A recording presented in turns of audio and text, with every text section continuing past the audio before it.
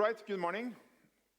Good morning to all you, those who are here in Oslo and those who are following us on the webcast.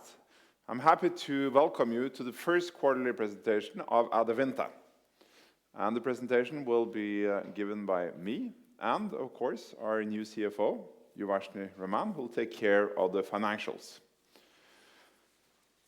It's been a good start for our new company. And I think today we'll have a relatively short presentation because there aren't any very big news. I think we're delivering as expected, and I think we have a steady path for the new company. So, as you know, we did a listing recently, just a month back, and it was very interesting preparations for us, traveling around, meeting many investors, and I was happy to see that there's a lot of interest for the company, and we had good communications with many investors. We're looking forward to continue that. And as you know, it was oversubscribed, and I can see that now, after the listing, we're very well positioned to continue our growth in Adevinta. And we see that being a pure play company is giving us the focus we're looking for, and we're looking forward to a very exciting journey in the years to come. The highlights from the first quarter is that the results are good.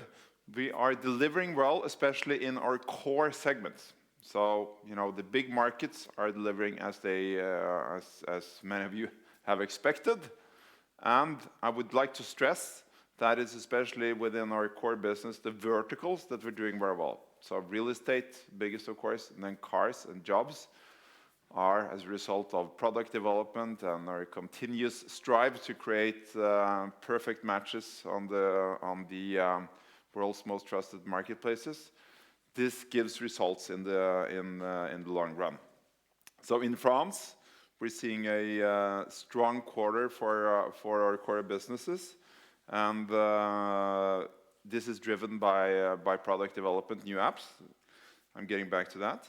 Spain, also a good growth for all the verticals, and we're seeing also Brazil is delivering very strong in their main segments, which is of course the real estate and the cars. Global markets, of course, also working to improve their product, and we're seeing there from some encouraging signs in several of the sites, so let me get back to that. And we have said to you that the revenue growth would be, I think we said in the investor presentations that it might be at the low side of our guided range. We ended up at 15% due to strong performance from the verticals, and here you can see that because the verticals are growing actually at 90%. I'm very happy with that. That's, you know, those are the most important numbers we're looking at. Then the market for display advertisement has been softer, as we've advised you on earlier. And that market is also much more volatile. So since that market actually went down this quarter, you can see that the revenue growth would have been even stronger had that been a more normal market conditions. Then there is a very good margin development going up to close to 30%. And here you're starting to see the operational leverage coming through, and also then strengthen cash flow. This is for those who haven't followed us that long. Let me just repeat that. So you see a strong growth in revenues and operating margins, and we have said that we believe that we maintain our 15 to 20% medium to long-term growth rate. I'd like to have ambitious targets. Of course, 20% is a stretch, but we're confident that 15 to 20%, that's our medium to long-term target. And core business, the verticals, again, real estate, cars, jobs, we're working hard to strengthen our positions there. We'll continue to do that. And then there will be a focus on operating leverage which will lead to higher profitability and cash flow. And you can see that here on the right-hand side, how the revenues have developed, and also the margin for Adevinta as a whole the last couple of years. Here, you can see that the growth in the company now is actually led then by the verticals. So the verticals is up 18%, I think 20% if you do it in local currency. And then since the display ad market is actually down for us 5%, then there you can see resulting from that, you can see that the advertisement that used to be 23% is now 90% of totality. So again, verticals strengthening their position, which is good. I think that I'll get back to the advertisement market and what we're doing here, but this is the overall picture. All right, let me talk about France. France is still delivering a strong quarter, and you can see that in the real estate, the bundles offers between Le Bon Coin and Adevinta is really doing very well. And you can see that we see that also on the traffic numbers, especially for Adevinta is going very well. Then we are experimenting with the products and helping the professional car dealers to have better products. And that has also allowed us to increase prices somewhat, as long as we create value for them. Then we are accelerating the product development. I'm happy to see that the apps, both in the Android and the iOS apps, are developing rapidly now. Many new features out, and that has actually led to a higher traffic, up 7%. Which is good for such a big site, and I can see that development is now continuing also in the second quarter. We are developing new features all the time. So if you're in one part of France and you want to, as a consumer, you want to interact with someone who's in the other part of France, then we offer now peer-to-peer payment solutions, and we are also starting to offering shipping solutions. Personalization is coming on stronger and stronger. Then display advertising negatively affected by the weak ad market. And I would say there that there's, this goes for France and also for the other part of the portfolio. What's happening is that the soft market in totality has been soft the last year. And following GDPR, we can actually see that there's also been some internal technical issues because it's rather complicated with the ad flow, because you have the advertiser, you have the media agencies, and then you have the ad tech providers. They should all talk to each other. And there's been some technical issues between our tech supplier, which is AppNexus and Google, but the service haven't talked to each other. It's taken some time to iron those things out. We're working on it. But that has been the technical issues, which has hampered also the development for us. And then thirdly, we've had some internal issues with product development and Salesforce that we're now strengthening up. So that's why I'm confident that we'll get more back on a more positive path. But of course, we'll have to see how the total market develops. Then Le Bon Coin continues to do well in most respects. So it's ranked 4th among all the large companies in France, and great place to work. That's of course a very good sign for the health in the organization. In Spain, we continue to do well. We have a great team in place there. Solid revenue growth coming from all over the verticals actually. There again, we're bundling two of our sites, which is Coches and Milanuncios, and together that creates a very effective and powerful marketing tool for the car advertisers. So that is going well. Again, here we're working hard on product development, and we're seeing as a result of that people spend more time on our sites, more time on the real estate site. launch some new products, also cars. Let me get back to that pretty soon. And then you're seeing then that we have improved the margin, and that gives them, you get as a result the operating leverage.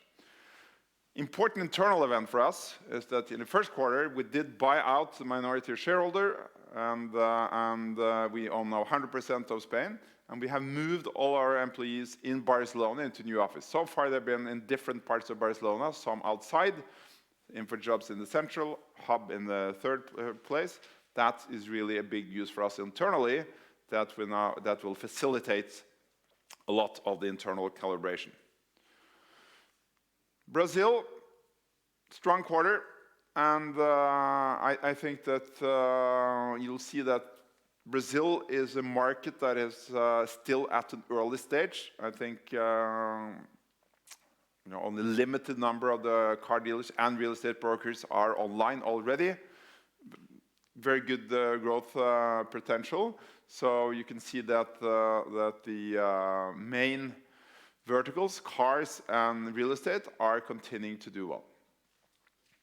So very happy with the development we're seeing in Brazil. Then let me briefly comment on the other parts here on the global markets. So in Italy, we're seeing now some results of our focus on the car verticals. So we're seeing that a bigger part of the revenue comes from there. We have been able to develop more products for the car dealers. And there's also been then a better lead generation for them. Willhaben, joint venture in Austria, continuing to improve their position, and especially then in the verticals. Ireland, Daft is the real estate site, and Daft, if you compare it to many other countries, the takeout is relatively low compared to the GDP in Ireland.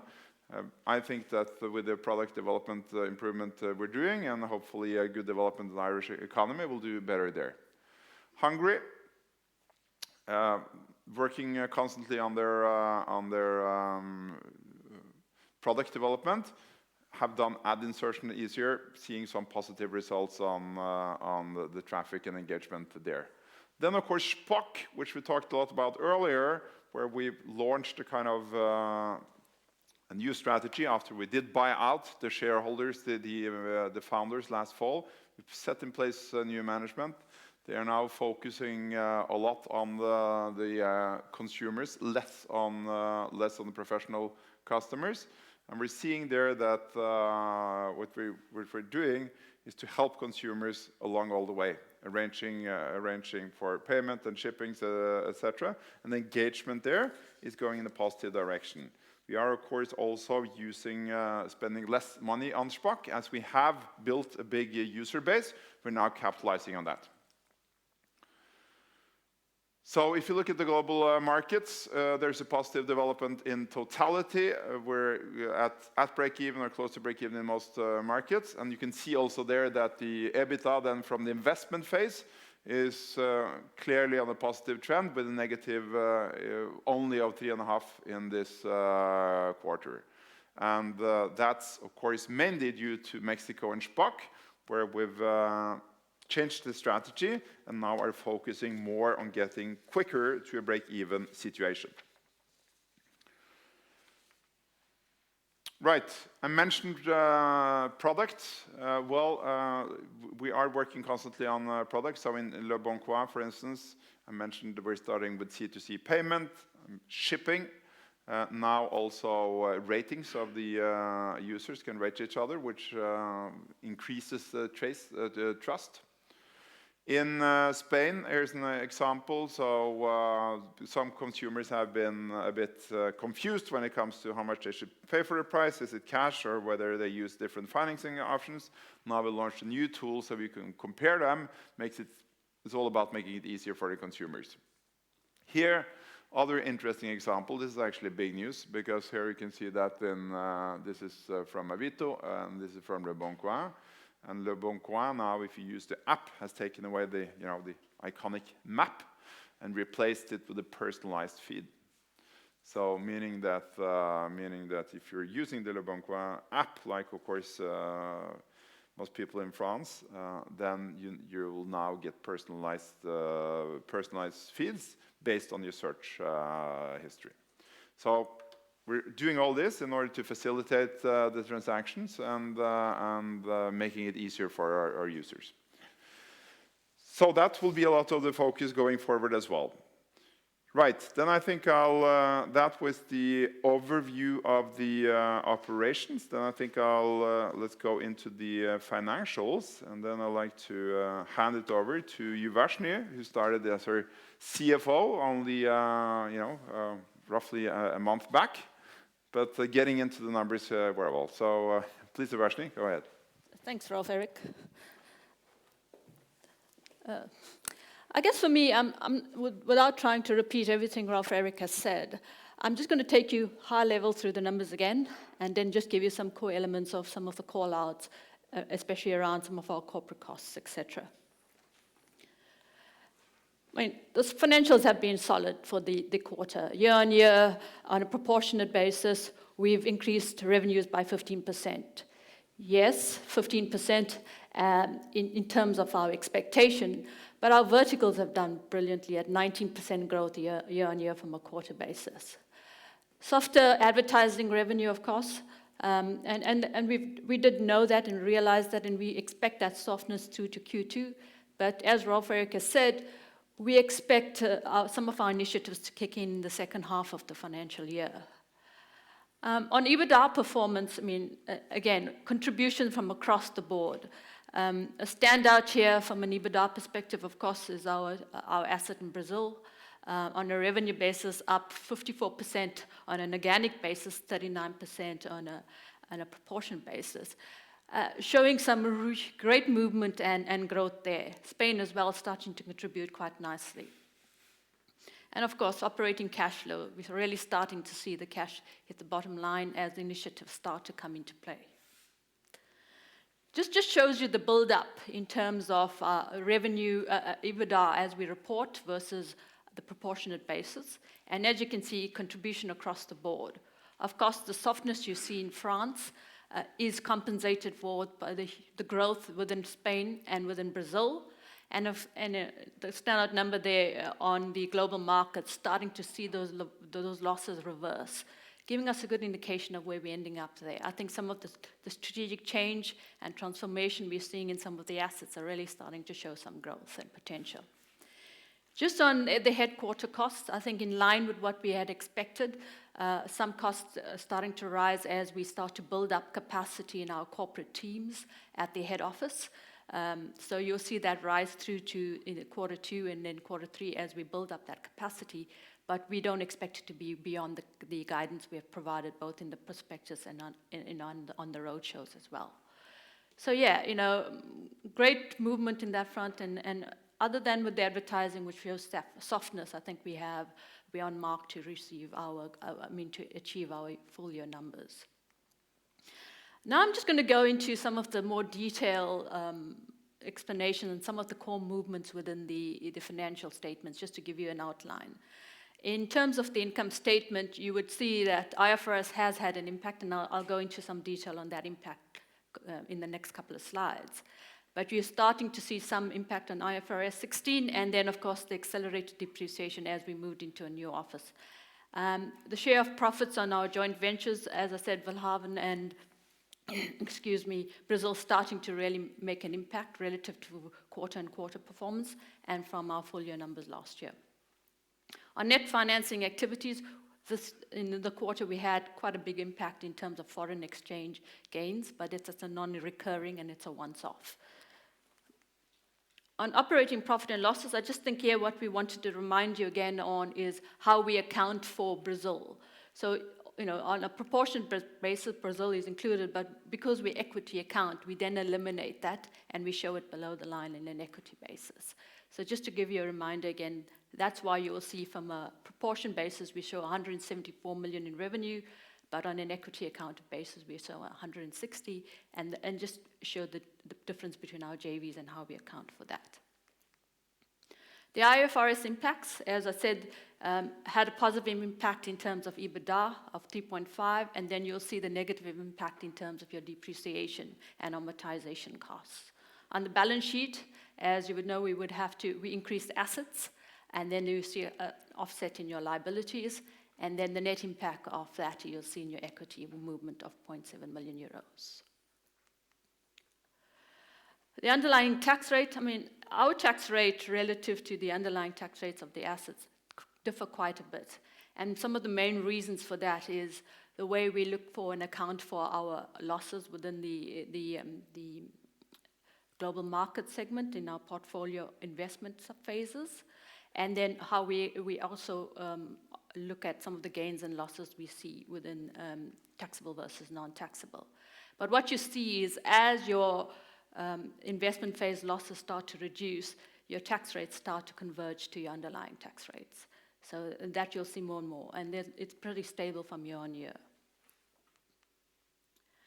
So just in summary, yes, the Q1 saw our performance in line with guidance. Softness in advertising continues, but we strongly believe that the guidance we've provided will be still in line for that.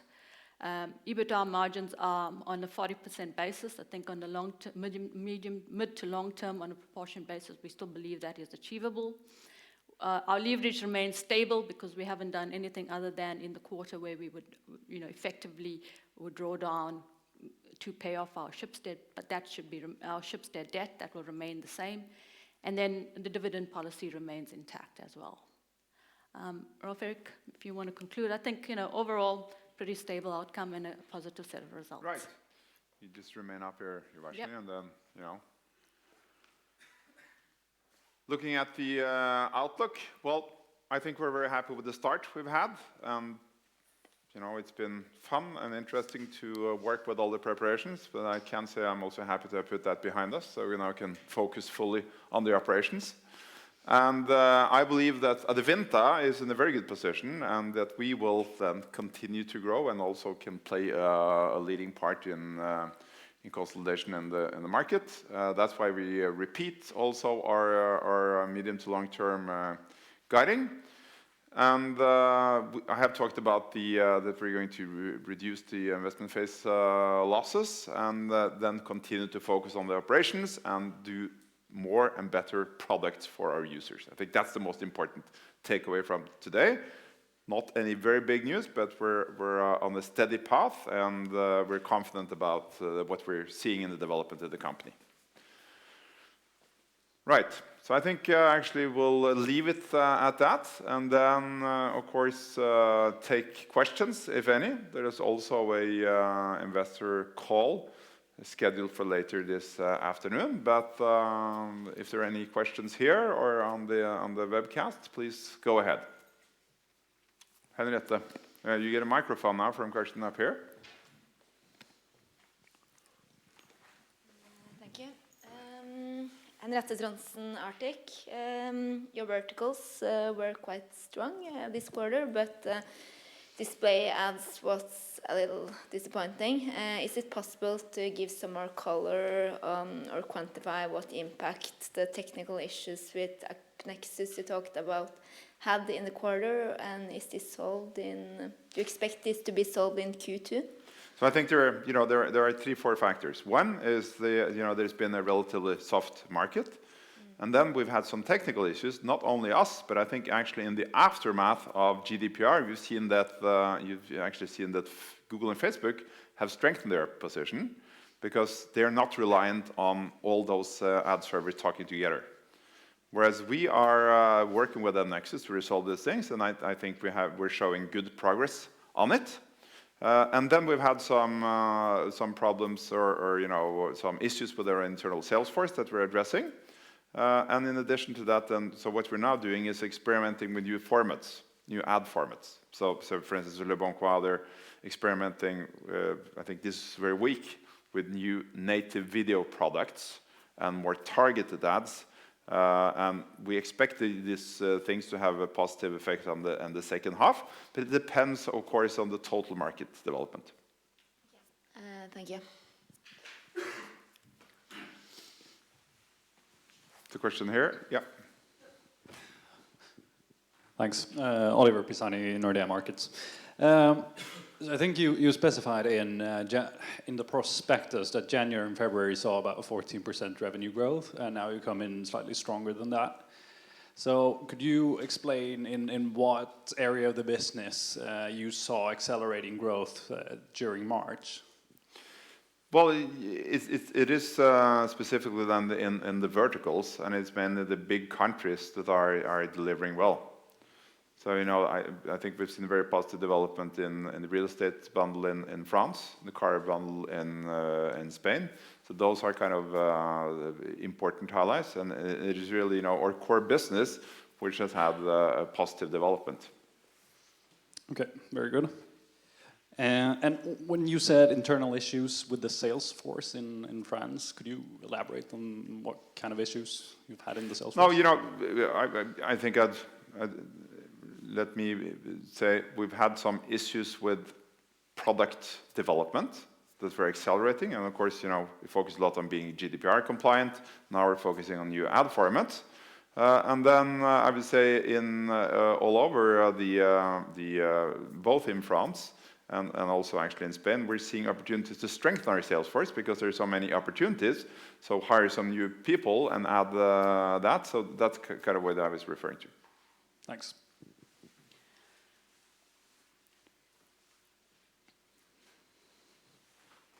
Yeah, there's Marcus. Marcus Bjerke, SEB. On the vertical growth, can you try to break it up in some sort of different components, like how much is driven by ARPU or new features? Is there a big volume component or any more flavor on that? Well, you know, we don't actually want to provide too much breakdown there out of you know, competitive reasons, because you know there's strong competition in our markets. So we don't want to do it. What I can say is that we've seen, obviously in Brazil, you know, it's increase also in number of customers. We're actually seeing that in some of the Spanish part of our business as well, and some in France. But I don't want to be too specific on it. The important thing is to be able to deliver new products, and then you can also charge a higher price for it. Thank you.